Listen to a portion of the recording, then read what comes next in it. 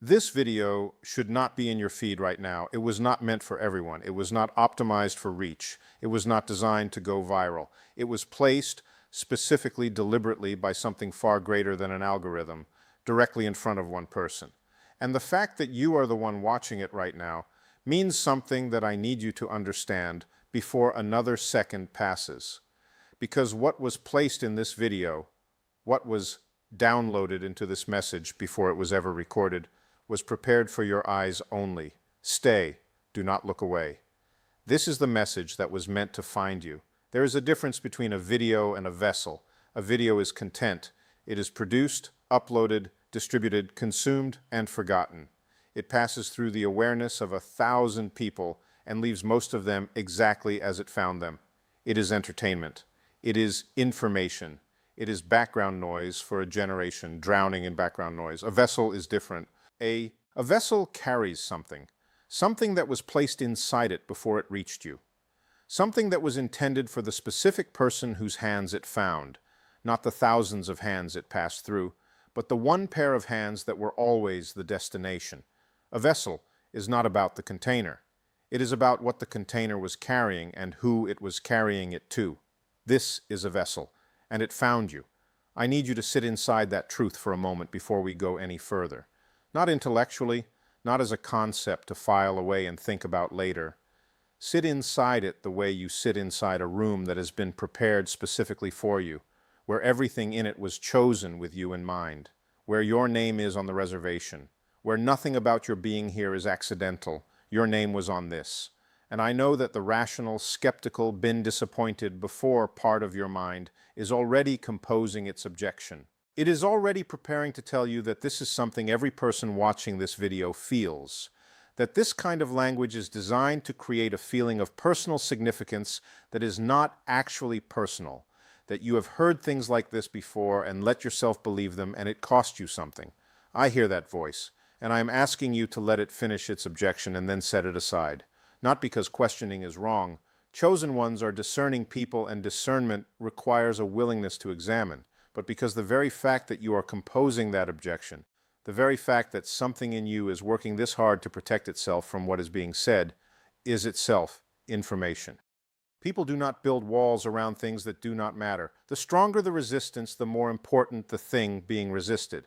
Something in you knows this message is real. Something deeper than the skeptical voice, older than the disappointments that created it, knows that what is being said in this message is not content. It is communication, direct, specific, divinely arranged communication from the God who knows your name, knows your history, knows every prayer you have ever prayed in the middle of the night when no one else was listening, and arranged for this specific vessel to find you in this specific moment. That knowing is not wishful thinking. That knowing is recognition. And I want to talk about what it means, specifically and practically, that this message was meant for one person. Because I understand that sounds exclusive in a way that might feel difficult to accept. We live in a world that has been trained to be suspicious of anything that claims to be specifically for you. We have been conditioned to believe that meaning is distributed equally, that significance is not personal, that the universe operates by impersonal forces that have no awareness of and no interest in any individual human story.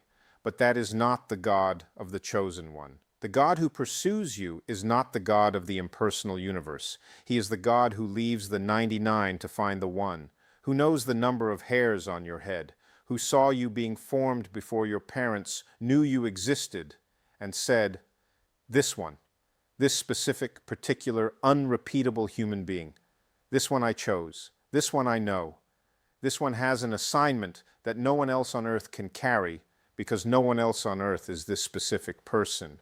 You are not a category, you are not a demographic, you are not one of many. You are the one this message was looking for. And the reason it will not stay public for long, the reason the title carries that urgency, is not a production gimmick. It is a spiritual reality.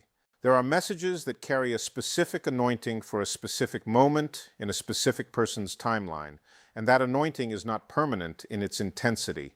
Like a window of light that moves across a room as the sun shifts, it illuminates exactly what it was meant to illuminate for exactly as long as it was meant to illuminate it, and then the angle changes. Right now, the light is on you. What you do with it while it is here determines everything. Let me tell you what was placed inside this vessel, what the specific message is that was downloaded into this video before it ever reached you.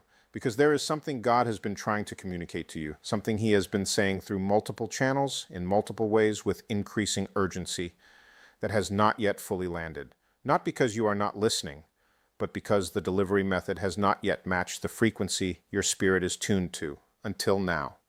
The message is this: you have been waiting for permission. Not for a specific thing, for everything. For the permission to be fully who you were designed to be.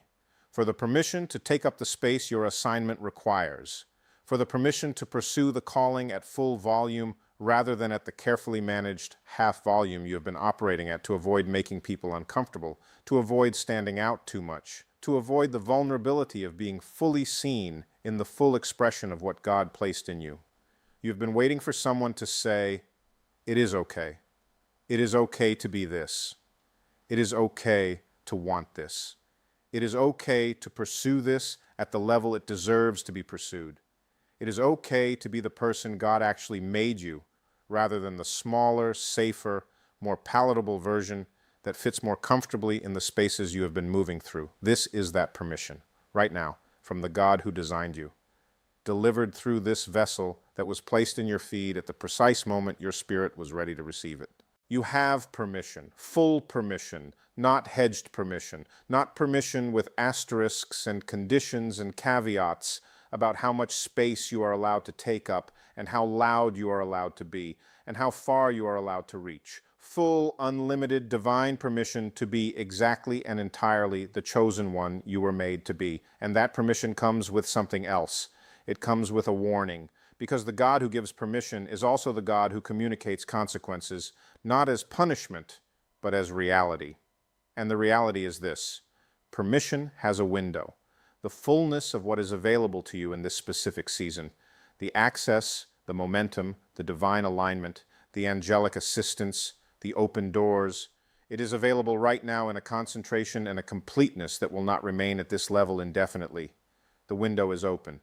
And the chosen one who does not move while the window is open discovers later that moving through a smaller opening costs more, takes longer, requires more effort to achieve what would have required less in the season of maximum divine assistance.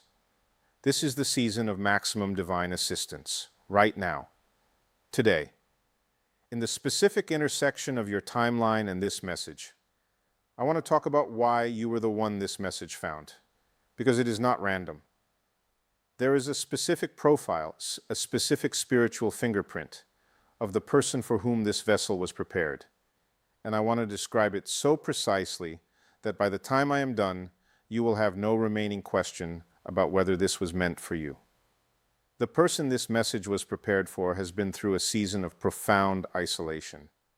Not the chosen solitude of someone who enjoys their own company, the involuntary isolation of someone who has found over time that the depth of what they carry makes genuine connection increasingly rare. The isolation of someone who has sat in rooms full of people and felt completely alone because no one in the room was operating at the frequency they operate at. The isolation of someone who has stopped trying to fully explain themselves to most people because the explanation always falls short, and the shortfall costs more than the attempt. You know that isolation. The person this message was prepared for has survived something they were not supposed to survive. Not in the dramatic, visible sense necessarily. Sometimes the thing you were not supposed to survive was internal. A collapse of faith that happened privately. A breaking of something in your soul that occurred quietly, without witnesses, in a season when the external picture looked fine while the internal landscape was crumbling. A loss of a person, of a dream, of a version of yourself that was never fully grieved because there was no space for the grieving, no witness for the loss, no one who would have understood the magnitude of what was gone. You survived it anyway.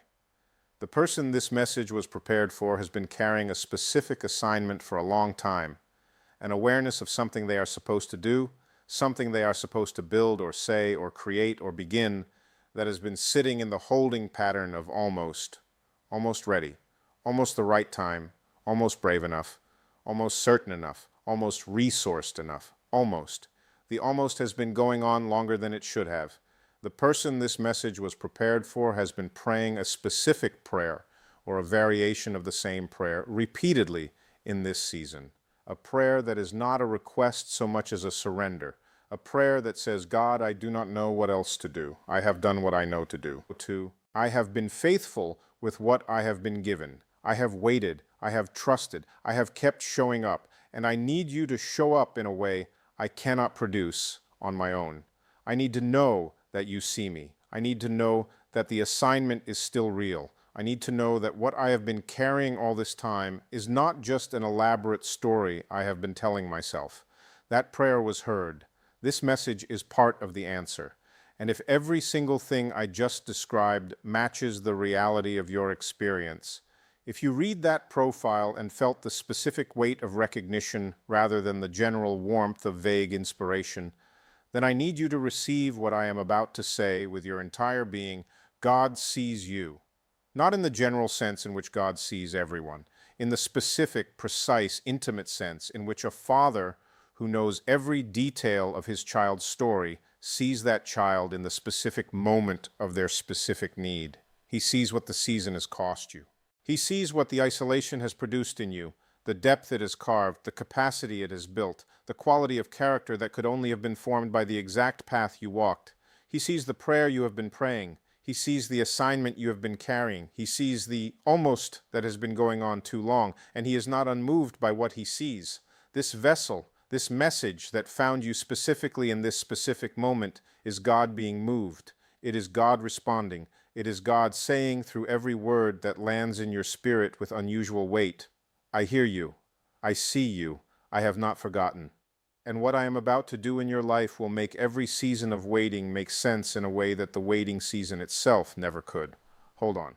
Because in part 2, I am going to go into the specific things God is releasing into your life right now, things that were specifically loaded into this season, because this is the season of your particular divine appointment. I am going to tell you the 5 things that confirm you are the one this message found, the specific assignment detail that you need to hear, the one action God is asking of you in the next 24 hours, and the declaration that seals what this message opened in your spirit.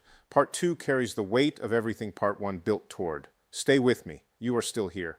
And I want to say something to you before I say anything else, something that is not about content or information or spiritual instruction, something that is just true and needs to be said. You are braver than you know. The staying, the continuing, the choosing to remain present in a message that is asking you to believe something about yourself that fear has been working hard to talk you out of, that is courage. It is not the dramatic kind of courage. It is not the courage of the battlefield or the public stage. It is the quiet courage of a person who has been hurt by hope before and is choosing to hope again anyway, who has been disappointed by expectation before and is choosing to expect again anyway, who has been told by life and by people and sometimes by their own mind that maybe the calling is not real, and is choosing to believe again anyway. That choosing is the bravest thing you do. God sees it. And now let me go into the specific things that were loaded into this season for you. Because the vessel I talked about in Part 1, the message that was prepared before it reached you, carries specific cargo, specific things that were placed inside it for the specific person it was always going to find. The first thing loaded into this season for you is a divine repositioning. Not a small adjustment, not a slight course correction, a repositioning, the kind that changes the entire trajectory of your forward movement. The kind that, when you look back at it from the other side, you will identify as the moment when the direction of your life fundamentally shifted. Repositioning in the natural often looks like disruption before it looks like direction. It looks like things moving unexpectedly, relationships shifting, environments changing, doors closing in ways that feel disorienting before they feel purposeful. If your life has been feeling unusually unsettled in this season, if things that seemed fixed have been moving, if your environment has been changing in ways you did not plan and cannot fully control, do not panic. You are being repositioned, not randomly, not as the result of circumstances beyond God's awareness, deliberately, intentionally. The unsettledness is not disorder, it is divine rearrangement. God is moving the pieces of your life into a configuration that will make sense when the repositioning is complete. That will reveal, when viewed from a higher vantage point, the precise architecture of a person being placed exactly where their assignment requires them to be. Trust the repositioning. The second thing loaded into this season is the return of something you surrendered. This one is specific, and I want to be careful with it because it is easy to misapply. The something that is being returned is not always what it looks like. It is not necessarily a person who left or an opportunity that closed. Sometimes what is being returned is something internal, a quality of faith that erosion took, a vision that disappointment dimmed, a joy that the weight of the journey displaced, a certainty about your calling that the long seasons of waiting quietly undermined. What was taken from you, what was eroded, what was dimmed, what was displaced, is being restored, not to its previous condition, better. Because restoration in God's economy is not about returning something to what it was before it was broken. It is about returning it in a form that carries the wisdom and depth of what the breaking produced. Your restored faith will not be the naive faith of someone who has never been tested. It will be the battle-tested faith of someone who has been through the fire and come out knowing, and without any remaining question, that the fire does not consume what God is protecting. Receive the restoration.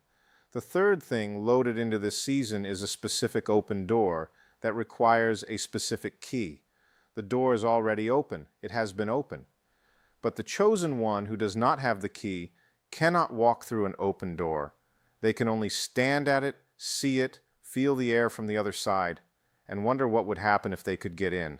The key is your obedience to the specific nudge you have been feeling, not the general movement towards spiritual growth, the specific thing, the particular step, the concrete action that you know, that your spirit has known for weeks, maybe months, is the next right move.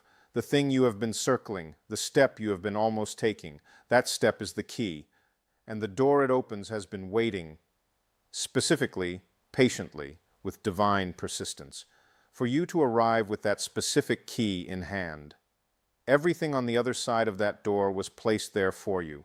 The connections, the resources, the acceleration, the confirmation, all of it waiting behind a door that your specific obedience unlocks. Take the step. Use the key. Walk through the door.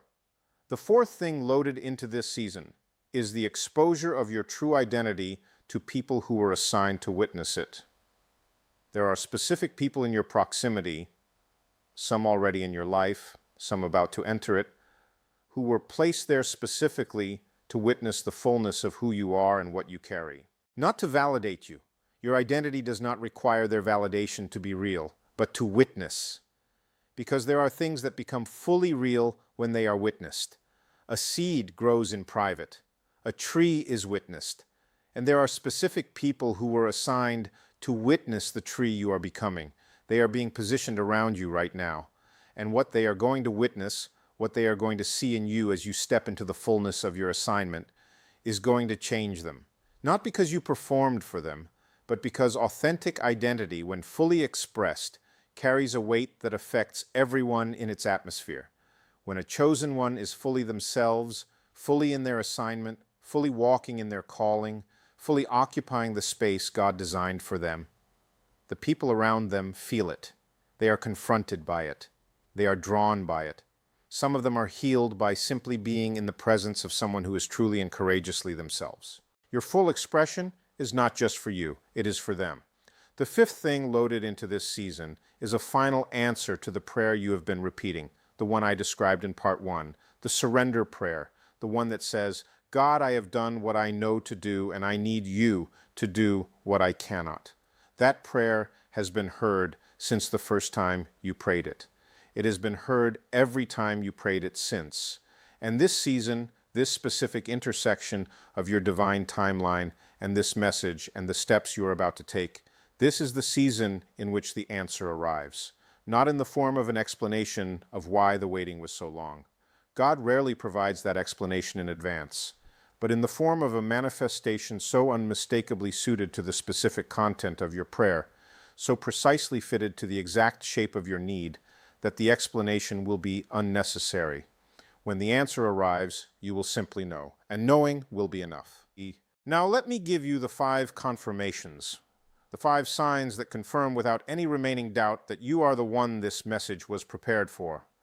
I want these to function not as intellectual agreement, but as spiritual seals, as markers you can return to in moments of doubt that say, yes, this was for me. I know because I was there when the confirmation landed. The first confirmation is that something in you recognized this message before your mind could analyze it.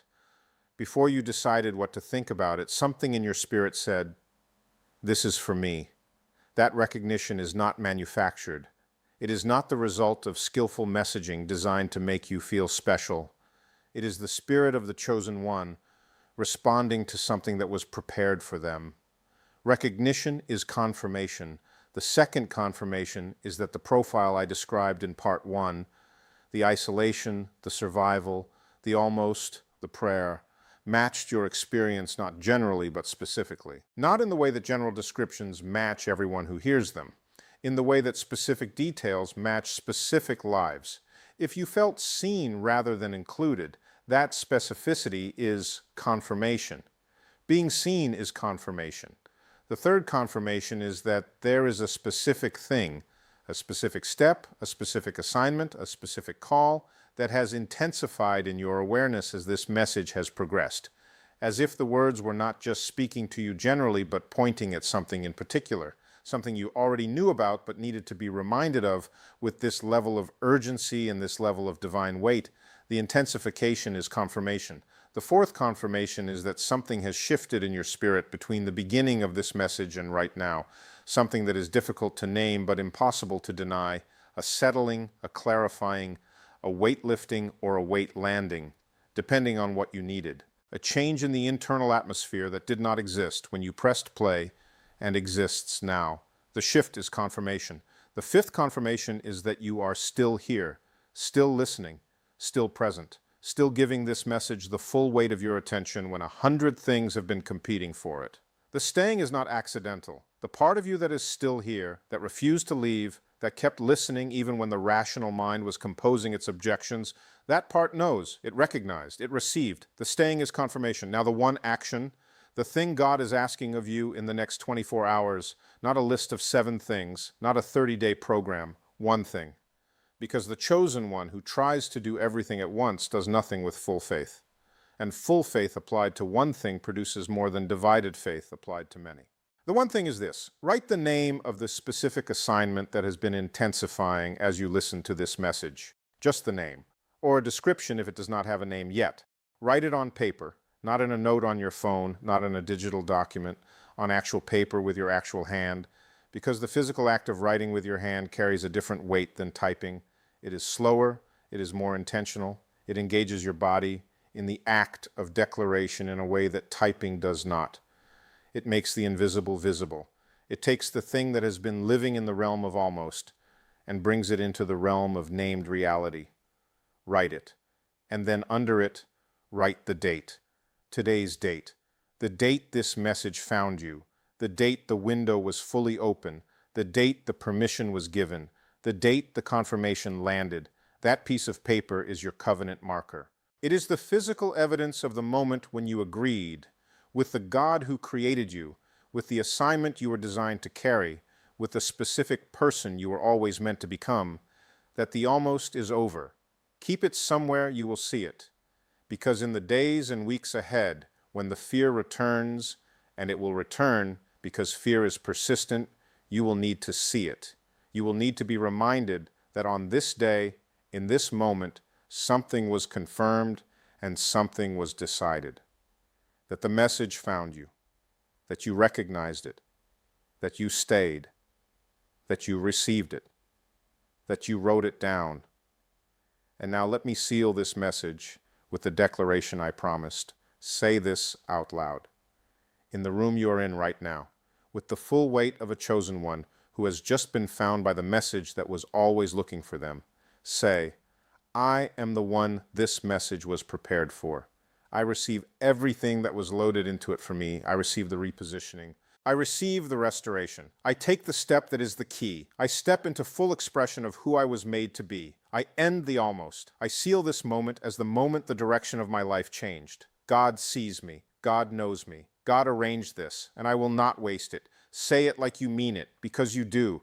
The message found you. The window is open. The permission is given. The confirmation has landed. And the chosen one, who was the only one this message was ever looking for, has been found. That is you. Now move.